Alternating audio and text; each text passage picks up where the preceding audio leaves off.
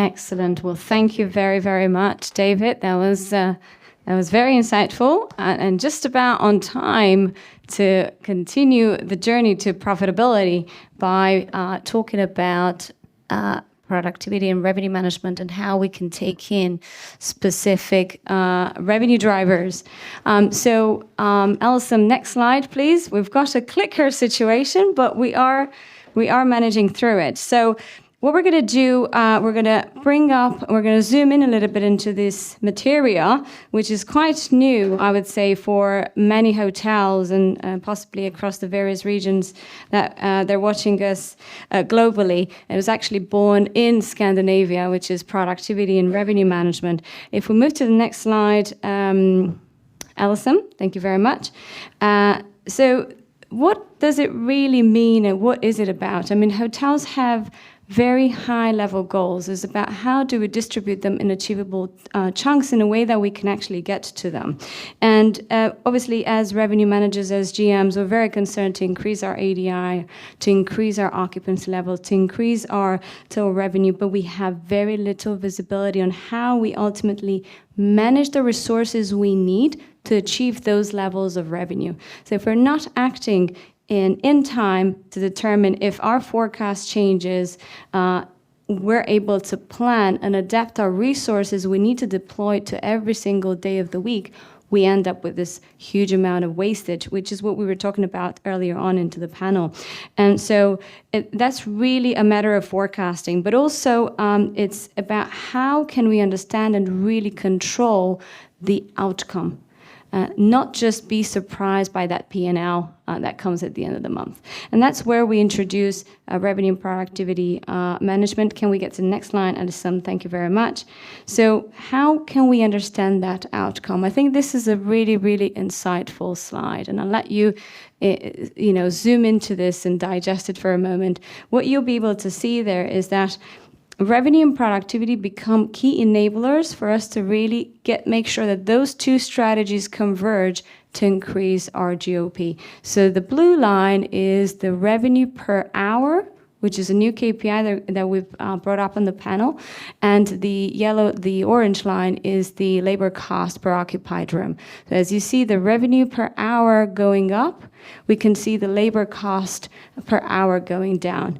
The conjunction of the two is what we called productivity management, because we've been able to align the resources we need to deploy in every single moment into every single one of our departments in our operation to achieve the highest productivity per hour. That is the closest way for us to calculate our gross operating profit in almost real-time scenario. And that's really where, we're bringing this, let's say, this discipline that comes from Scandinavia into the rest of Europe.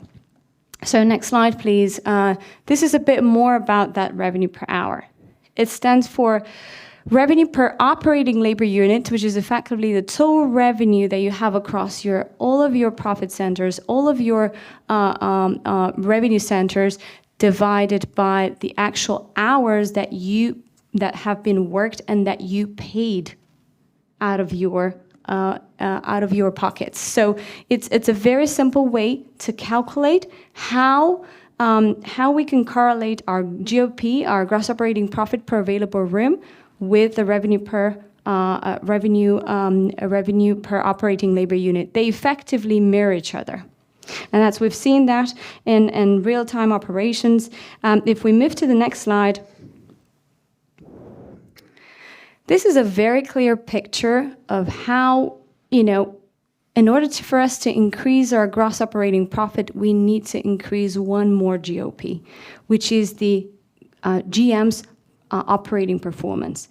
If we're able to enable the GM to have full visibility and control over what happens on property, that would lead us into being in that position to increase our GOP. And what we're talking about here, is the GM's ability to recognize every single department with their own cockpit And cockpit is a term that's used in the airline because a cockpit is able not only to recognize, to tell you exactly where you're at, but the system is able it's able to capture your reaction to what is happening in real time. So you're able to see that revenue per operating labor unit as your sort of like your guiding reference, what's going on in each department, and you're able to really drill down and enable both the GM but also the head of each department, not only to look at the lagging indicator, how we're trending for the month end, what's our deviation, but actually look ahead.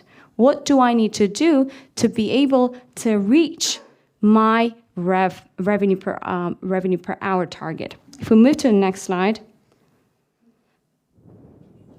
And we all know that allocating resource is absolutely critical and is the main driver for being able to achieve our guest satisfaction. But understanding what is the gap analysis in every single moment within our operation becomes really, really critical. So it's not just we're presenting you with, or the GM or the revenue manager is presenting data, presenting analytics, but it's actually prescribing the next action. It monitors how you're doing in every single part of your, let's say, part of your operation, whether it's in housekeeping, whether it's in F&B, whether it's in front office, so on and so forth. How are you able to reach those targets? What do you need to look at? It's almost like a traffic light that tells you how you're pacing in regards to in relation to those targets that you have in mind, whether it's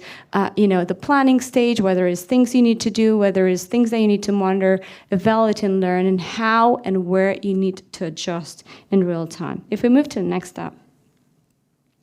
So this is a view of how the hotel operation is effectively a very complex clockwork of springs and gears that really need to be in sync. Because ultimately, revenue drives occupancy in every single one of our departments.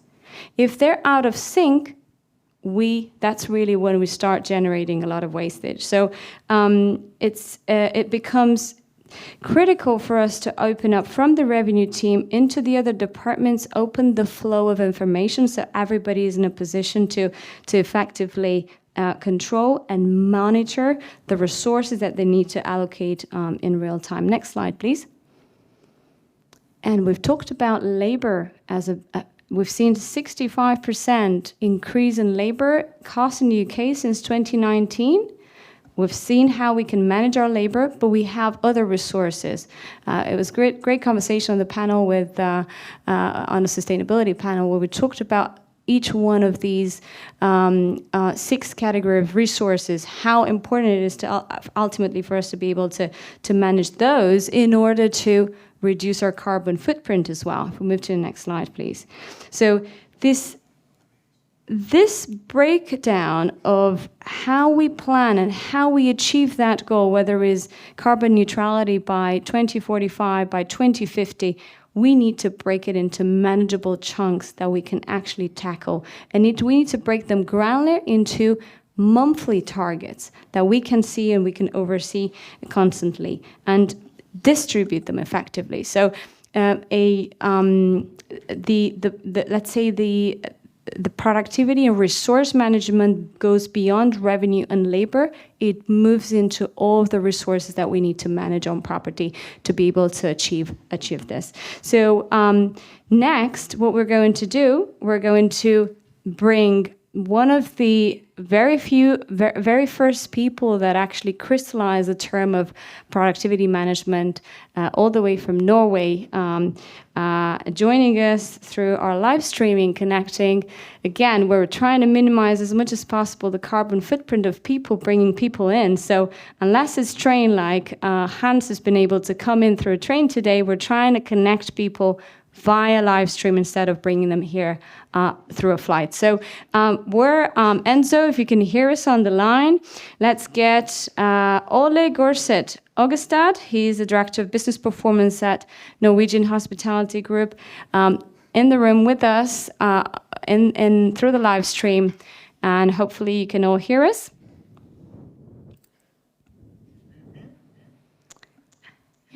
Can you hear us all right? I hear you. Ole, wonderful to hear you. We can also see you perfectly. Welcome to London. How are you? I'm fine, thank you. Excellent. Can we get up the volume a little bit?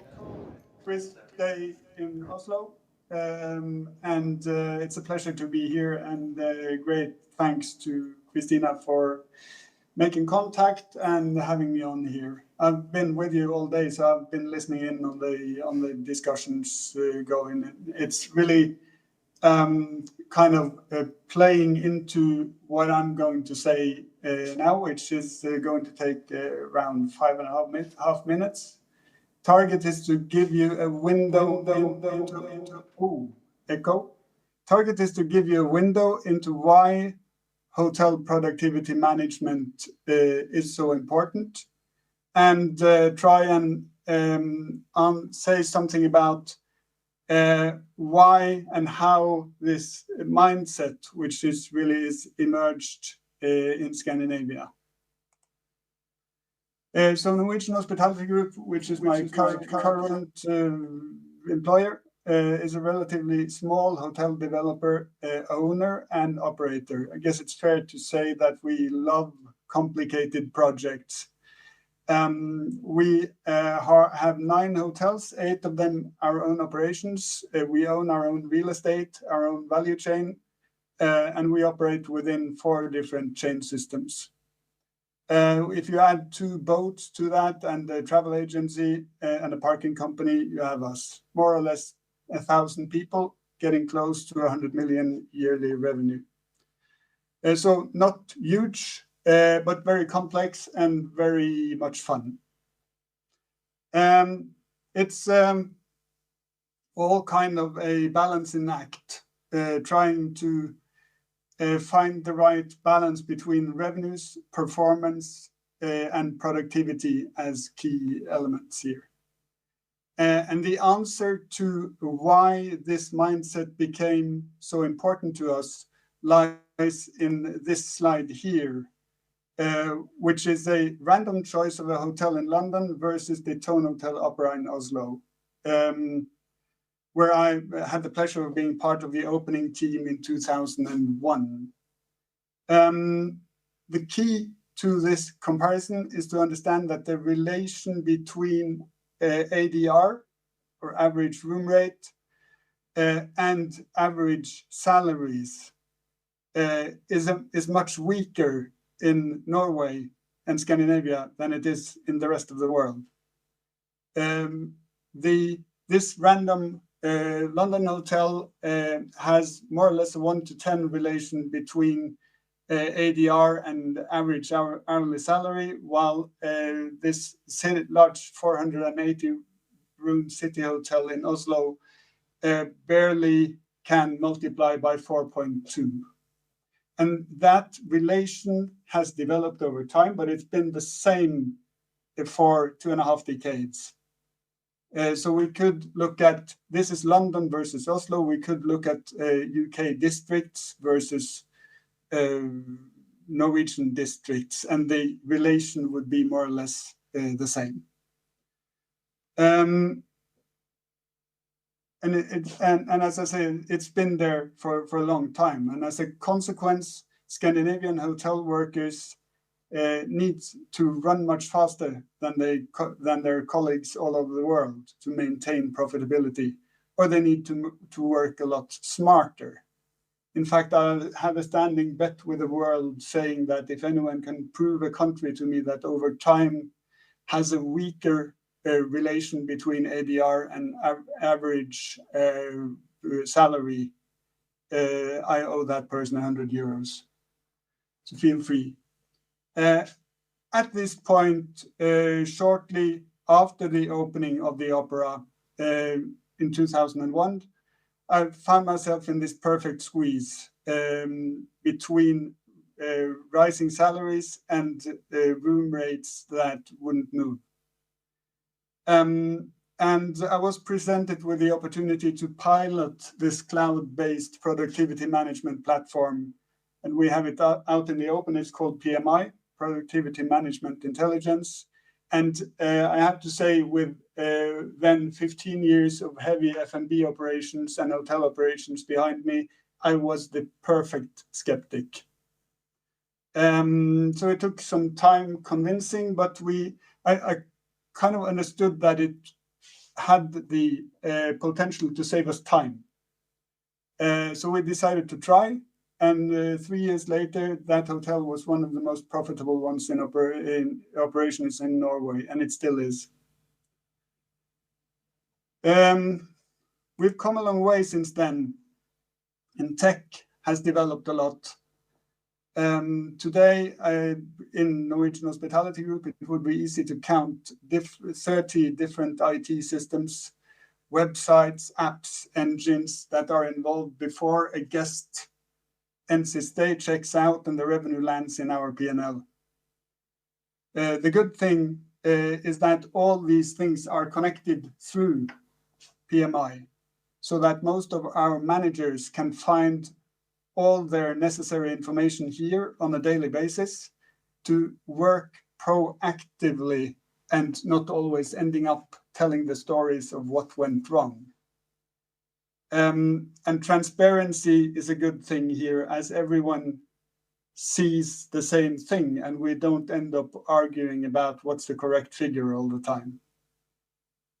So I'll just show you one last view here, which is a random hotel group, a random collection of hotels, revenues, labor hours, labor cost, and productivity development expressed through this RevPolU KPI, all in one picture, and having all this information directly in front of you, more or less in real time, can be compared to driving a 2023 car with a driving computer. I've done a lot of driving in Berlin and Frankfurt, and I don't know these cities, but a modern car will take you around perfectly well. As opposed to my old Saab 900 from the 90s, where you used a paper city map, and then learning point was you had to have to get lost to find your way back. I think that is what hotel operations are facing, and believe me, all the challenges and obstacles you see on the way, we've already been there for a long time. So I would strongly recommend this mindset, and I have to admit that if I were to quit my work today and find a new job, I kind of think it would be problematic. It's slightly addictive, this thing. So when you get used to it, it's hard to operate without it. Hotel operations have really not changed that much, but the world has changed, and technology has changed a lot. So all sorts of industries go through these changes, and I believe we as hotel operators and owners need to go there as well. As all the discussions previously today going to catch up on us, and I believe you still have a better standpoint now than we had 20 years ago. We didn't do this for fun. We did it because we had to. So thank you. Questions? Feel free. Questions in the room? Thank you very much. Thank you very much, Ole. It was really insightful, as always. Those are the claps in the room. Any questions from the room that you may have for Ole? I think you've just overwhelmed us with this capabilities, Ole, so we have to take some time to digest them. But thank you ever so much for taking the time to join us and tell us the story why productivity management was born in Scandinavia and now in quite a few places in the world. Radisson has been rolling this out right across the board. and various other chains. So thank you ever so much. Stay tuned with us online. We're going to next keep the productivity management going, and we're going to bring on stage Hans van de Biesen, who is the GM and area director for Thorn Hotels, with an impressive portfolio there, and he will tell us a little bit more about this area. So over to you, and I'm going to go there and manage the slides. Thank you, Christina. A bit difficult maybe after Christina's introductions and Ole, but I'll try to do my best and take it a bit to the practical side maybe. To start with, I need to talk 1 second about our owner, Mr. Olaf Thun. So he got 100 in 29th of June. So I need to count a few months on top now. Always with the pink hat. I never met him without. When he came to Brussels, I have the honor to meet him several times. I never saw him differently. Very inspiring man, still very active. Obviously, age, you can't hide it to say it like this, but a very inspiring man and a pleasure to work for. I have also put there the Olaf Stone Foundation, because I think it's very important to mention that Mr. Thun, given his age, prepared also the future, and the most of his wealth is put in a foundation. With we need to prepare the future, and he's also very connected to the local community when it comes to medical research, university support, etc. So a very inspiring man to work for. Our group itself, we are not a hotel company, we are a real estate company. So just very short slides. When it comes to our part from the hotels, there it was 12%. This is from 2022. First quarter was obviously still very low in business. Should go up this year back close to the 20% of the turnover from the group, which is 1.2 billion euros. Most of the activity in Oslo or in Norway, Sweden, Netherlands, and Belgium. But you see it's a smaller margin from the group. Most of the activities are then in real estate, apartments, a lot of commercial properties. If you walk into Oslo or in one of the major cities in Norway in a commercial center, it's probably managed or owned by Olaf Thun Gruppen. So back to the topic of the day with productivity. Christina showed us a similar slide before. Luckily, I'm not the GM of that slide, because then you have a problem. I'll just quickly, I arrive at a hotel, or a GM with us would arrive at a hotel. I think it's the first thing he does in the morning. Seeing the index score just gives an overview or how all the items are managed by the GM and his department heads. And then you have an overview per cockpit, not so complicated, green, good, red, there is a potential problem. And here we come back to the famous RevPolu, which shows that we had last year for this hotel 185, budget 170, forecast 177, and we end up 180. Currently, I don't know when the slide was taken, I guess Monday or Tuesday was 188. The last days in Belgium now, well, basically as from tomorrow we go in holiday mood. So yeah, it's logic that productivity goes down a bit. So just to give you some insights, what could this mean? Well, first of all, the productivity per worked hour is lower than last year. Then we have a problem. Well, still here, I will not go too much in detail, but obviously it was investigated, and it's not an issue, but October last year, 2022, we were really short in staff in this hotel. There was no time for trainings, there was no investment in staff, it was just work, work, work, work, work. So this was, in a way, artificial high, I would say. Again, the event from last Monday with the terror attack made that everything felt a bit down also. But again, this is the slides a general manager or someone in the head office would see and can show, proactively take action also. Like again, I just said, we analyzed with last year what is going on. Because, okay, with the forecast and budget, we're fine, but why with last year? If we go to the next slide. I think the GM is the person in front of the boat, and it's the HODs doing the job in a way.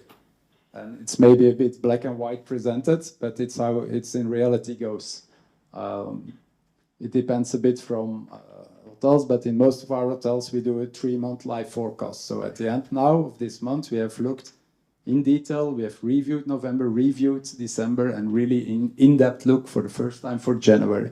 And together with the head of the department, we set a target. I say, well, together. It's not a head office or a GM. We're all behind this target. And so if afterwards they have the responsibility, as I said in the panel, no one needs to come to ask, can I hire someone or whatever. As long as it fits in there, it's good. Obviously, these figures are changing on a daily basis because the revenue is changing.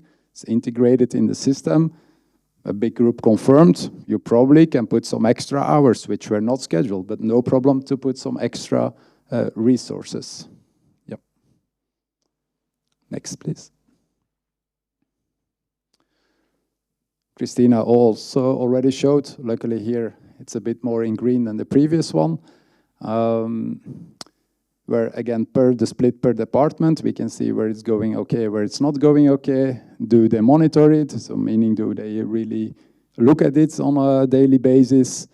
Did they make adjustments, etc.? Some things wrong with the planning. Can go perfectly into it. And again, this went down last Monday with the events in Brussels. And just a last slide. Here, I don't know if you can see it, but this is very important because here it's drilled down per department.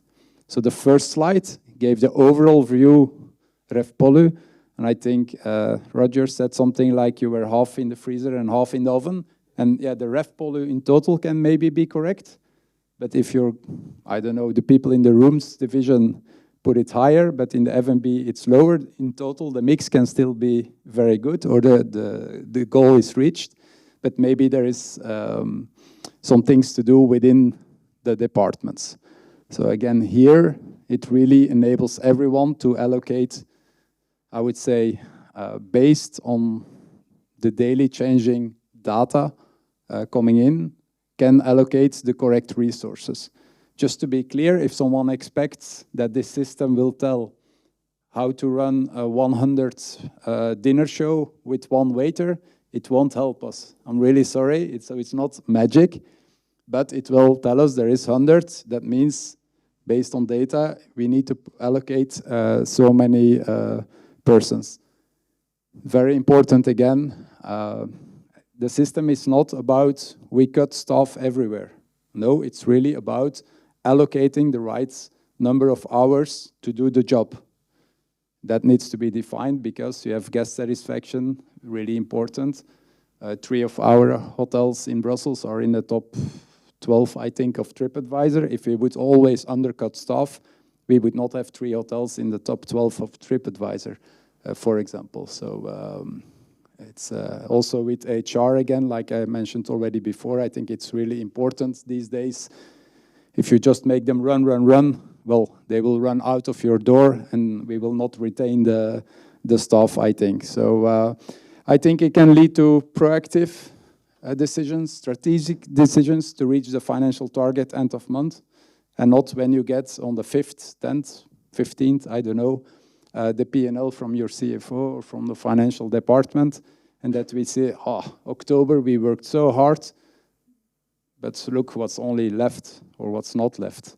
This can really avoid it. I do not have shares in PMI or something, just to be clear, but as it was mentioned by Olo, I can really underline, if tomorrow I would change hotel company, I will probably have more discussion that I can take this program with, or that we can start with this program than about my personal conditions, I guess. So it's really, really an enabler for me to react and to deliver what at the end we need to deliver to our head office on bottom line. So Thank you. Incredible. Thank you ever so much. Hans, any questions for Hans? If not, we're going to move over. Here in the front. There's one here. Yes, please. How do you integrate that with your, for example, revenue management? Do you have any links with your system with revenue management at all? Yeah, so all data is important at night time. So when I say live, it's not live now at, if there is a big cancellation this morning, I need to wait till tomorrow morning to take the necessary actions. So everything is fully integrated, and during the night, everything is updated. Does that have an impact on your pricing strategy again? Yeah, we don't use that, but you can do it. Like in Norway, our Norwegian colleagues, they're now doing this. It's I will not go into depth, but you have a live forecasting here in the rooms department, for example, and there it's also PMI revenue. Will also give you a tool, what they think it will become, to say it like this. Yeah. Yeah, that's basically it. And most of the time, it looks like, or the PMI gives you a better forecast than your own. You can also override, but on a daily basis, your live forecast will be changed. Well, your own forecast doesn't change on daily basis. Always remains the same. This is never it's never 2 days the same. That's for sure. So there's always something which has changed, and again. Important. There is suddenly, again, we are now in front of a weekend in Brussels, holiday. Really, it can depend the weather. The weather is even integrated in the system. Maybe not so important for Brussels, but if you have a ski resort or a resort, it can be important. So, yeah, it's a weekend. A bit difficult to expect what will pick up, be not. PMI will also give his advice. It's like... Yeah. No, the weather is important because it's summer for your FMP. So it really finds out on when it was raining, if you have then more people going to your outlets, to your bar, and so that's where not for your room. No, I'm not saying it's not important, but it's obviously for a resort more than for a conference hotel where the guests are already in house, for example. So yeah. Excellent. Well, thank you so much for those great questions.